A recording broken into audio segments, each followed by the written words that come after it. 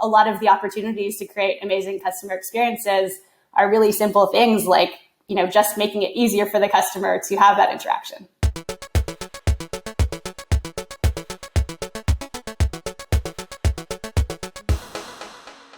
Welcome to Experience Points, presented by our friends at Avtex, who transform customer experience through CX design and orchestration. On Experience Points, contestants earn points by answering customer experience questions and share their insights on how to make your interactions remarkable. Those points turn into dollars for the charity of their choosing. I'm Joey Coleman. And I'm Dan Gingiss, and we'd love to introduce you to today's contestant. Straight from Toronto, Canada, she is the Director of Customer Experience at Wave, formerly the Head of Sales and Customer Service at Sonder, and the founder of the Social Sweatwork, Amanda Kwok. Nice to see you, Amanda. Nice to see you both too. Thanks for having me. Oh, we are so excited to have you, Amanda. And I gotta ask, because I know our viewers and our listeners are gonna wonder, tell us about the Social Sweatwork. It sounds so interesting.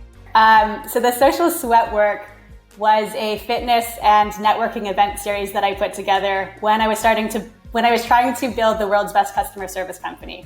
And really, I was looking for an industry that didn't have a clear customer service leader, and I landed on the fitness industry. But I wanted to test whether or not there was a market for the type of customer experience I wanted to create. And so I created the Social Sweatwork as kind of a test bed for that. And so it was a group fitness class followed by healthy beverages and an hour of networking where I'd facilitate meaningful conversations and try to build community among kind of the young working crowd in Toronto. I love it. I love it. And that's healthy beverages, Dan, not your favorite kind of beverage, but that's okay. Man. Forget it. I'm out. I got to exercise and drink a healthy beverage? Forget it. All right, Amanda, you're going to be playing for a very special charity today that I know means a lot to you and lots of people watching. Can you tell us who you're playing for and why you chose them? So I'm playing for Jack.org, which is an incredible charity based out of Toronto that is a mental health advocacy charity focused on reducing the negative stigmas around mental health and helping ensure that young people across Canada feel comfortable reaching out for help and support when they are going through mental health issues. Oh my goodness, what a fantastic cause. I love it, Amanda. This is going to be great. Let's win some money for Jack.org. Today we're going to be playing a game called What Happened? In What Happened, watch the first half of an experience story. Choose what you think happens next from 4 possible endings. Answer correctly for 500 points. If incorrect, you'll be granted an extra life and the opportunity to answer from the remaining 3 endings for 250 points. Let's earn some money for Jack.org. Are you ready to get started? Yeah, let's do it. All right, today's customer story comes from Ethan Butte, who is the chief evangelist at BombBomb. And he is based in Colorado Springs, Colorado, not too far from our friend and co-host Joey Coleman. Here is the first part of Ethan's story. So a year or 2 back, my wife and I donated our coffee maker and went all French press, but that little phase kind of ran its course, and I started shopping again for a new coffee maker. And I didn't want one of the basic ones. I didn't need a bunch of features and things, but I wanted kind of a higher end, evenly heated, nice shower head to, get all the grounds properly. And so I wanted a nicer one. I found one. The reviews weren't amazing, but they were good enough. And so we order it, and my wife goes to plug it in, and it starts chirping, just cheep, cheep, cheep, cheap, and wouldn't stop. So she emails customer service of the manufacturer. They say we need to return it. All right, Amanda. The case of the bleeping coffee maker. I think he said cheaping. I think the bleeping coffee maker is another show, Dan. I think he might have bought a smoke detector instead of a coffee maker. Yeah, exactly. I'm not entirely sure what a cheap is. But I didn't anyway, know that coffee makers had shower heads. That was news to me. We learn a lot here on the Experience Point show, including how coffee is made. Next week, how sausage is made. That's a different show, not this show. Amanda, let's talk about what happened. Was it A, he was emailed a return shipping label, asked to pack it up, and discounted the shipping expenses from the refund? B, he needed to pay out of his own pocket to ship back to the manufacturer to receive a refund for the purchase price? C, given the option to drop the coffee maker off at UPS and they would take care of the packing and the shipping for free? Or D, asked to fill out a form and 2 weeks later received a large prepaid shipping envelope in the mail? So, Amanda, what do you think happened to poor Ethan and his wife and their broken, cheaping, bleeping coffee maker? So I feel like Ethan gave away a clue in that he said when he looked up the customer reviews, they weren't very good. And I feel like when people have great customer experiences, they want to talk about it. So I'm going to eliminate C and D, currently down to A and B. And, he seemed really excited to share his experience. So I'm a little confused now, but, given poor given poor reviews online, I'm going to go with B. So Amanda, you answered B, that he needed to pay out of his own pocket to ship back to the manufacturer to receive a refund for the purchase price. Sadly, Amanda, that is not what happened. But the good news is you can use an extra life. So you can come back and reconsider the three options that you had available to you still as to what you think happened. Let's pretend this happened at your company. You're in charge of 40 CX professionals. How would you want your team to handle this scenario? Good question, Joey. Good question. I would want them to go with C. All right, quick, C. go Let's check and see see what what happened. Joey. Let's go to the video. The resolve was fast and easy. I go to the Amazon order, say I want to return an item. They offer me the chance to get a replacement, which I took. It arrived the next day. I described that it was defective, what was wrong with it, that we had reached out to the manufacturer, and then I was given an option that I had not seen before, but it is fantastic, which is a no pack, no label. I didn't have to do anything except show a QR code at the nearby UPS store. I was in and out of that store in less than a minute. They packed it, they labeled it, they took care of all of it, and it was just so fast and so easy, and we have a great new coffee maker.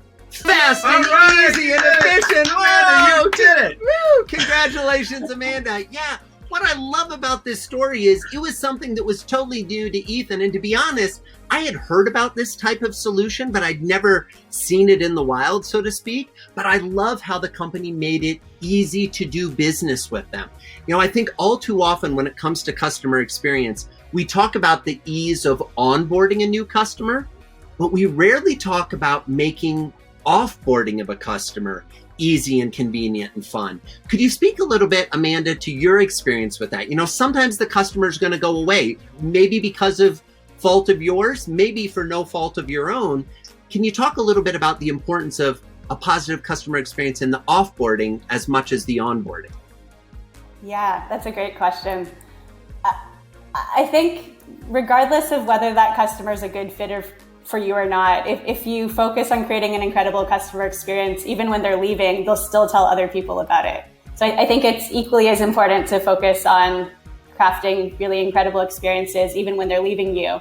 Because I think that there's always the opportunity for that word of mouth marketing and for them to tell more people about your company.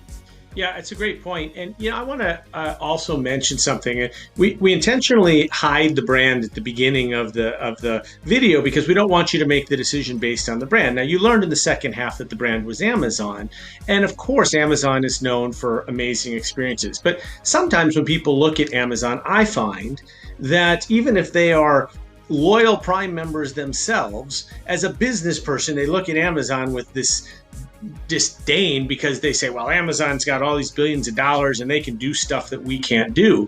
But here's the thing that I love that Amazon does. They continue to innovate on themselves and they continue to get better and better. So if you look at just the return of an item at Amazon, which is one piece of the experience, it started with a print at home label.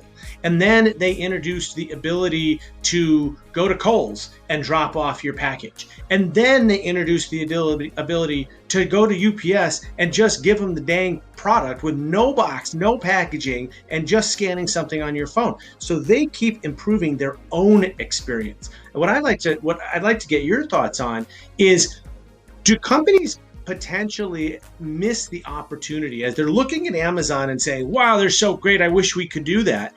Do they miss the opportunity to just look inward at, well, here's how we do it, and here's how we can make our experience better? Yeah, I love the example that you gave, Dan. I actually think that when people think about creating these incredible customer experiences, often they're thinking about it just through the lens of surprise and delight and these grandiose gestures. But I think that creating an amazing customer experience also involves things like lowering the effort for the customer. And the example that you gave, I think, hits the nail on the head with that. It's, let's not make someone print out a mailing label. Let's have them just be able to bring the product to UPS and have it be as easy as that. So I think often a lot of people will look at other companies and say, well, we can't do that because we don't have the budget, or we're not as big of a company as they are. But a lot of the opportunities to create amazing customer experiences are really simple things like, just making it easier for the customer to have that interaction. Amanda, I so agree with you. It's fascinating how many companies want to do the bells and whistles, surprise and delight moments, instead of saying, what are the things about doing business with us that just aren't fun? They're not convenient. And instead of focusing on all the bells and whistles, let's just get the stuff that we have to do right. And let's figure out a way to lower the bar on the amount of effort that it requires our customers to implement in order to do this. Now, at the end of the day, convenience is something that has been talked about in customer experience circles for a long time. But I think it's often the case that most businesses don't actually recognize how inconvenient it is to do business with them. And I know you and the folks at Wave have a really interesting and fascinating business serving small business owners in the fintech space. Could you talk a little bit about how you've adopted a strategy around ease or convenience and how that's helped the overall experience? Yeah, actually lowering effort. We just rolled out a new service experience strategy across all 4 of our customer-facing teams, which I'm really excited about. And one of our strategic imperatives is to lower effort, because I think, especially when you're talking about customer experiences that may touch multiple teams. So our customer support team to our risk team, for example.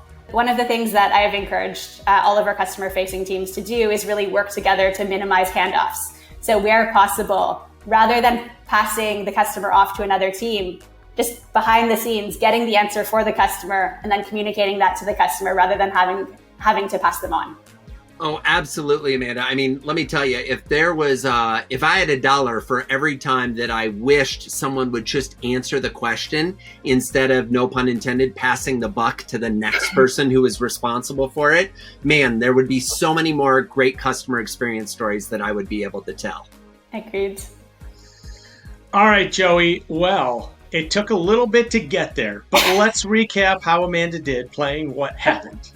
Well, Dan, in this game, correct answers are worth 500 points. And while Amanda didn't get it correct on her first try, she used her extra life and answered correctly, which means she earned 250 points. Those points convert to dollars, which means Amanda earned a $250 donation to jack.org. Congratulations, Amanda. Thank you. And that concludes this episode of Experience Points. Check out more games with Amanda and our other celebrity contestants at experiencepointsgame.com. That URL again is experiencepointsgame.com. We'll see you soon for more examples of remarkable customer experiences here at Experience Points, presented by Avtex.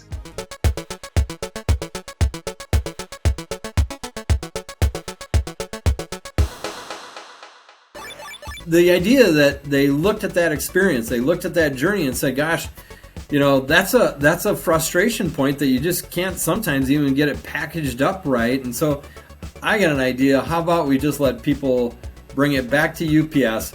Doesn't even have to be in a box, and we're going to take it back. I think that elimination of effort is amazing. That's That's a great point, because there's two things in that. One is that creating effortless experiences doesn't necessarily have to revolve around striving for the effortless part. It can be about removing friction at first, right? And so you start by removing friction.